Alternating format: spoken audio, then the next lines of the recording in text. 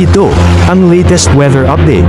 Alamin ang pinakasariwang ulat panahon ngayon dito sa Information TV Educational Channel. Ng gabi ay pumasok na nga itong bagyo na may international name na Bebinca sa loob ng ating PAR at binigyan natin ito ng local name na Ferdy.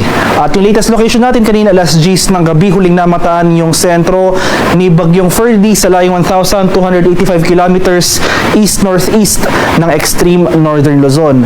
Isa itong tropical storm na may taglay na lakas ng hangin na malapit sa gitna na umaabot sa 85 kilometers per hour, pagbugso na umaabot sa 105 kilometers per hour. At kasalukuyan itong gumagalaw northwestward sa bilis sa 35 kilometers per hour. At sa kasalukuyan, dahil sa epekto ng trough extension ni Ferdy as well as yung southwest monsoon na yung hanging habagat na hinahatak nito malaking bahagi na ating bansa, kabilang na dyan ang Metro Manila ay makakaranas ng mataas sa tsansa ng mga pag-ulan at kaulapan tonight hanggang sa mga susunod pang mga araw. At ito na nga yung track and intensity forecast natin para kay Bagyong Ferdy.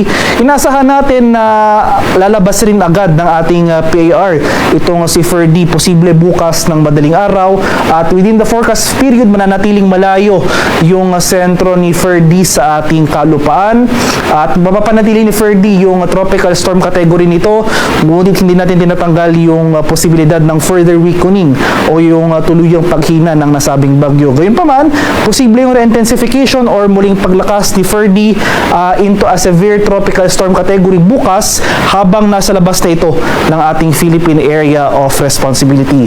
So inulit ko po, mananatiling malayo itong si Ferdy sa ating bansa.